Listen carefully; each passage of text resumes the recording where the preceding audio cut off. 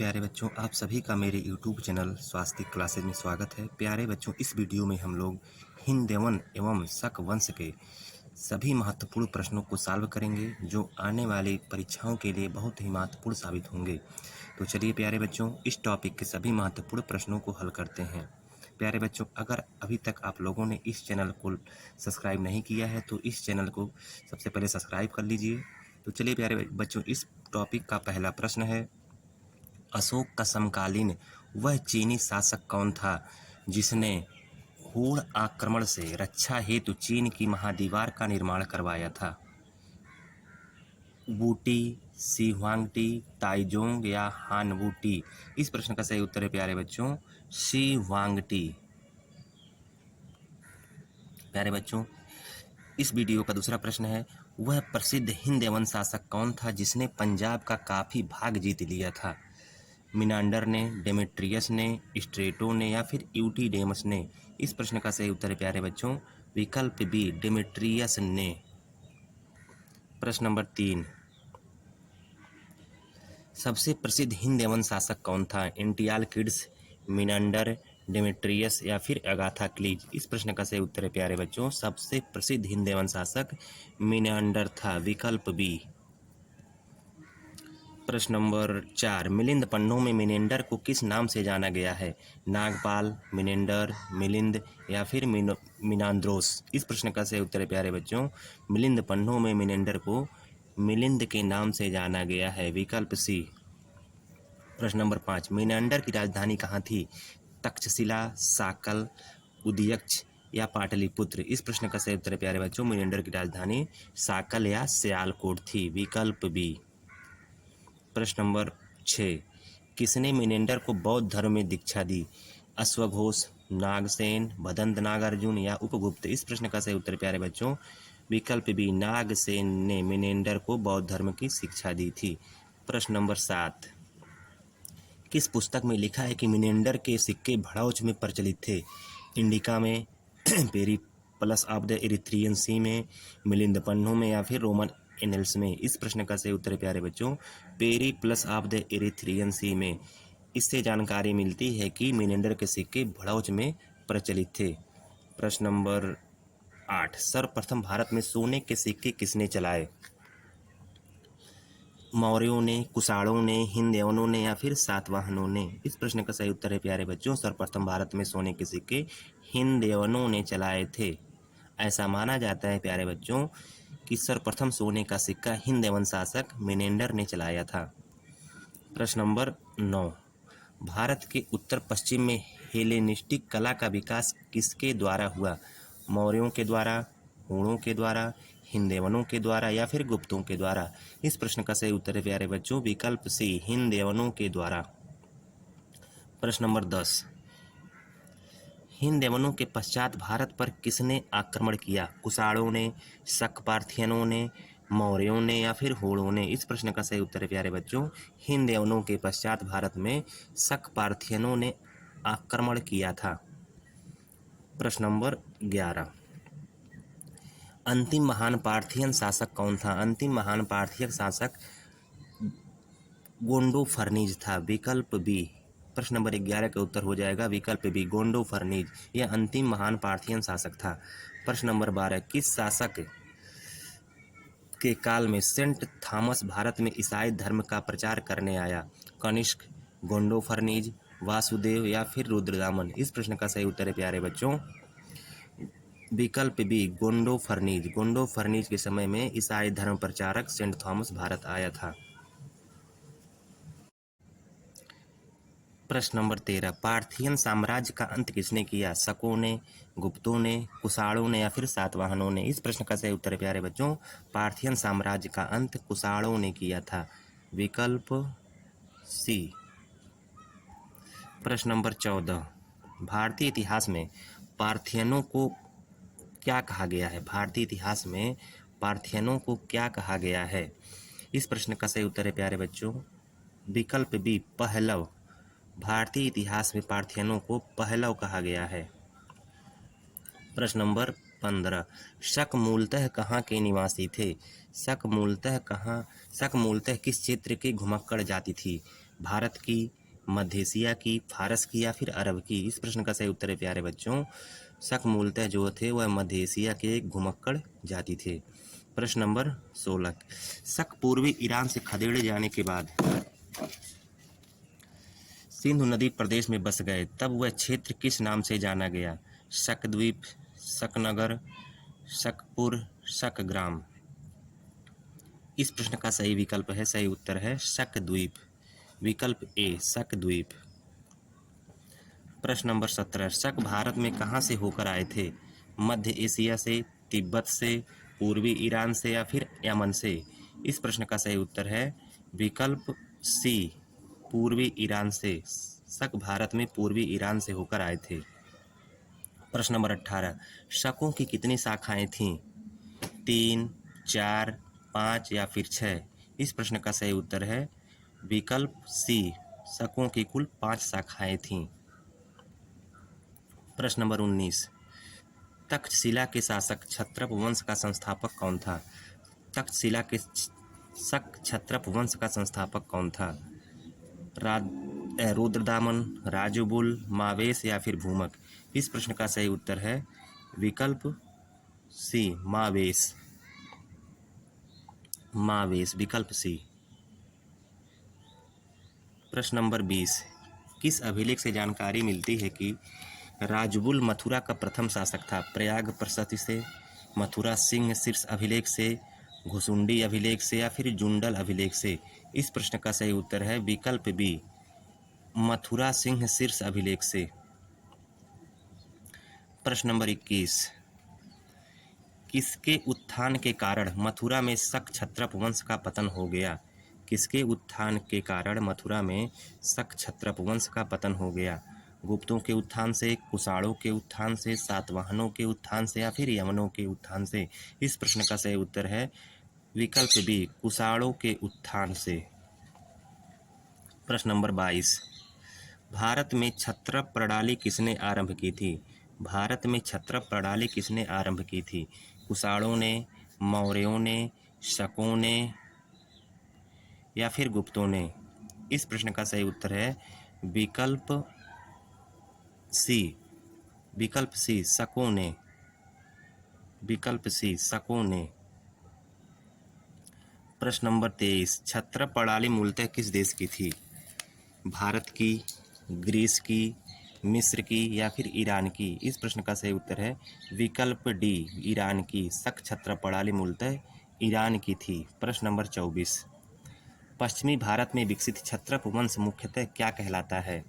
पश्चिमी भारत में विकसित क्षत्रप वंश मुख्यतः क्या कहलाता है? शकयवन वंश, क्षयरात वंश, कार्दमक वंश या फिर क्षत्रप कुषाण वंश? इस प्रश्न का सही उत्तर है विकल्प बी क्षयरात वंश। पश्चिमी भारत में विकसित क्षत्रप वंश मुख्यतः क्षयरात वंश के नाम से जाना जाता है। प्रश्न नंबर 25, पश्चिमी भारत में शक क्षत्रप वंशों की कुल कितनी शाखाएं मानी जाती हैं? 1, 2, 3 या फिर 5? इस प्रश्न का सही उत्तर है विकल्प 2 बी। प्रश्न नंबर 26, क्षयरात वंश का प्रथम शासक कौन था? रुद्रदामन, भूमक, नहपान या सामोतिक? इस प्रश्न का सही उत्तर है भूमक, विकल्प बी। क्षयरात वंश का प्रथम शासक भूमक था। प्रश्न नंबर 27, क्षयरात वंश का शासन कहाँ पर स्थापित था? संपूर्ण महाराष्ट्र व सौराष्ट्र में, संपूर्ण महाराष्ट्र व सौराष्ट्र में, कश्मीर एवं पंजाब में, बंगाल एवं बिहार में, तक्षशिला एवं गांधार में? इस प्रश्न का सही उत्तर है विकल्प ए संपूर्ण महाराष्ट्र व सौराष्ट्र में। प्रश्न नंबर 28, भूमक के सिक्के मुख्यतः कहाँ पाए गए हैं? बिहार एवं नेपाल में, गुजरात, काठियावाड़ तथा मालवा में, पंजाब एवं मिस्र में, ब्रह्मपुत्र एवं असम क्षेत्र में? इस प्रश्न का सही उत्तर है विकल्प बी गुजरात, काठियावाड़ तथा मालवा में। प्रश्न नंबर 29, क्षयरात वंश का सबसे शक्तिशाली शासक कौन था? क्षयरात वंश का सबसे शक्तिशाली शासक कौन था? भूमक, नहपान, मावेश या फिर रुद्रदामन? इस प्रश्न का सही उत्तर है नहपान, विकल्प बी। क्षयरात वंश का सबसे शक्तिशाली शासक नहपान था। प्रश्न नंबर 30, प्रश्न number 30, Periplus of the Erythraean Sea में नहपान को किस नाम से संबोधित किया गया है? शक, पहलव, यवन या फिर नाग? इस प्रश्न का सही उत्तर है प्यारे बच्चों, Periplus of the Erythraean Sea में नहपान को शक नाम से संबोधित किया गया है। विकल्प ए। प्रश्न नंबर 31, नहपान को किस सातवाहन शासक ने पराजित किया था?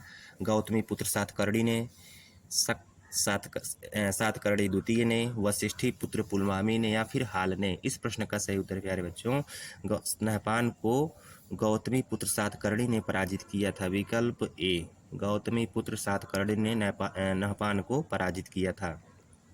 प्रश्न नंबर 32, क्षयरात वंश का अंतिम शासक कौन था? भूमक, नहपान, मावेश, रुद्रसेन? इस प्रश्न का सही उत्तर है क्षयरात वंश का अंतिम शासक नहपान था। विकल्प बी, नहपान। प्रश्न नंबर 33, चष्टन वंश को किस एक अन्य नाम से भी जाना जाता है? क्षयरात वंश, कार्दमक वंश, यवन वंश या फिर शक वंश? इस प्रश्न का सही उत्तर है चष्टन वंश को कार्दमक वंश के नाम से भी जाना जाता है। प्रश्न नंबर 34, चष्टन वंश या कार्दमक वंश की स्थापना किसने की? चष्टन ने, यशामोतिक ने, भूमक ने या फिर नहपान ने? चष्टन वंश या कार्दमक वंश की स्थापना चष्टन के पिता यशोमोतिक ने की थी। प्रश्न नंबर ऑप्शन बी, चष्टन वंश की स्थापना किसने की थी? चष्टन के पिता यशामोतिक ने। प्रश्न नंबर 35, चष्टन वंश या कार्दमक वंश का सबसे शक्तिशाली शासक कौन था? रुद्रसेन प्रथम, चष्टन, मावेश या फिर रुद्रदामन? इस प्रश्न का सही उत्तर है चष्टन। चष्टन वंश का सबसे प्रतापी शासक चष्टन ही था। प्रश्न नंबर 36, चष्टन वंश या कार्दमक वंश का शासन कहाँ स्थापित था? चष्टन वंश या कार्दमक वंश का शासन कहाँ स्थापित था? तक्षशिला और गांधार में, उज्जैन और काठियावाड़ में, पाटलिपुत्र और कौशाम्बी में, कश्मीर और पंजाब में? इस प्रश्न का सही उत्तर है विकल्प बी, उज्जैन और काठियावाड़ में। चष्टन वंश का शासन उज्जैन और काठियावाड़ में था। प्रश्न नंबर 37, चष्टन वंश की राजधानी कहाँ थी? साकल में, मथुरा में, उज्जैन में या फिर ब्रह्मगिरी में? इस प्रश्न का सही उत्तर है विकल्प सी, उज्जैन में। चष्टन वंश की राजधानी उज्जैन में थी।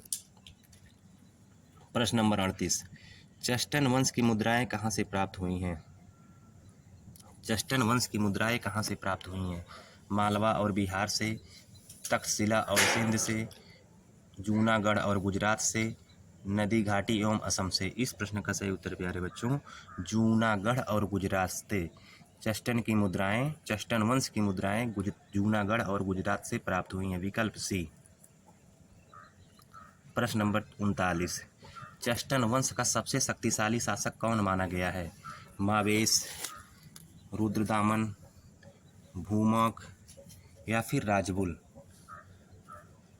इस प्रश्न का सही उत्तर प्यारे बच्चों, चष्टन वंश का सबसे शक्तिशाली शासक रुद्रदामन था। विकल्प बी, रुद्रदामन। प्रश्न नंबर 40, रुद्रदामन की उपलब्धियों की जानकारी का प्रमुख स्रोत कौन सा अभिलेख है? रुद्रदामन की उपलब्धियों की जानकारी का प्रमुख स्रोत कौन सा अभिलेख है? प्रयाग प्रशस्ति, जूनागढ़ अभिलेख, हाथी गुम्फा अभिलेख या घोसुंडी अभिलेख? इस प्रश्न का सही उत्तर है विकल्प बी, जूनागढ़ अभिलेख। जूनागढ़ अभिलेख रुद्रदामन की उपलब्धियों की जानकारी देता है। प्यारे बच्चों, मैंने कुछ देर पहले चष्टन वंश का सबसे शक्तिशाली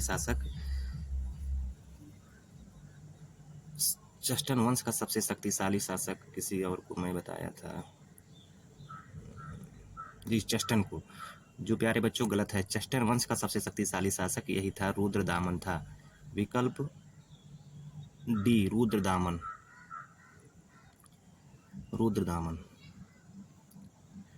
प्रश्न नंबर 40 हो गया। रुद्रदामन की उपलब्धियों की जानकारी का प्रमुख स्रोत क्या है? जूनागढ़ अभिलेख। विकल्प बी।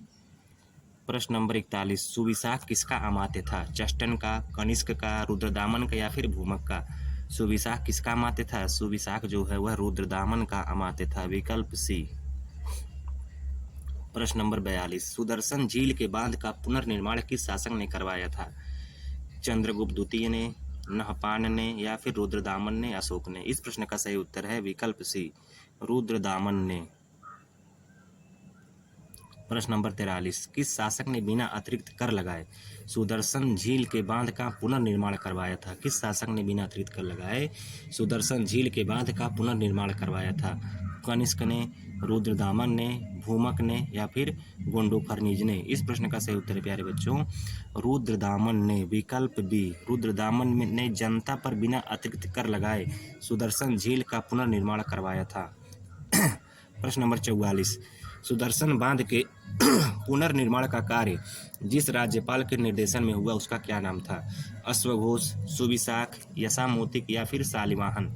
इस प्रश्न का सही उत्तर है प्यारे बच्चों सुदर्शन बांध के पुनर्निर्माण का कार्य जिस राज्यपाल के निर्देशन में हुआ उसका नाम सुविशाख था, विकल्प बी। प्रश्न नंबर 45, जूनागढ़ अभिलेख किस भाषा और लिपि में है? संस्कृत भाषा ब्राह्मी लिपि में, प्राकृत भाषा खरोष्ठी लिपि में, पाली भाषा देवनागरी लिपि में, संस्कृत भाषा देवनागरी लिपि में? इस प्रश्न का सही उत्तर है प्यारे बच्चों जूनागढ़ अभिलेख संस्कृत भाषा और ब्राह्मी लिपि में है, विकल्प ए, विकल्प ए। प्रश्न नंबर 46, पश्चिमी भारत में शक वंश का अंत किसने किया? पश्चिमी भारत में शक वंश का अंत किसने किया? रुद्रदामन ने, चंद्रगुप्त द्वितीय ने, कनिष्क ने या फिर बिंदुसार ने? इस प्रश्न का सही उत्तर है प्यारे बच्चों पश्चिमी भारत में शक वंश का अंत गुप्त शासक चंद्रगुप्त द्वितीय ने किया था, विकल्प बी। प्रश्न नंबर 47, अंतिम शक शासक कौन था? अंतिम शक शासक कौन था? नहपान, रुद्रदामन, रुद्र सिंह तृतीय या फिर भूमक? इस प्रश्न का सही उत्तर है प्यारे बच्चों अंतिम शक शासक रुद्र सिंह तृतीय था। प्यारे बच्चों मैं आप लोगों को बता दूं कि यहाँ पर जो प्रश्न है चष्टन वंश का सबसे शक्तिशाली शासक कौन माना जाता है? रुद्रदामन। पर लेकिन प्यारे बच्चों इस ये प्रश्न जो है एग्जाम में पूछा जाता है कि शक वंश का सबसे शक्तिशाली शासक कौन था? रुद्रदामन। शक वंश का सबसे शक्तिशाली शासक किसे माना जाता है? रुद्रदामन को। शक वंश का सबसे शक्तिशाली शासक किसको माना जाता है? रुद्रदामन को, क्योंकि यह चष्टन वंश जो था यह शक वंश से ही संबंधित था। प्यारे बच्चों यह वीडियो अगर आप लोगों को अच्छी लगी हो तो इस वीडियो को लाइक करें, कमेंट करें और चैनल को सब्सक्राइब करना न भूलें। धन्यवाद।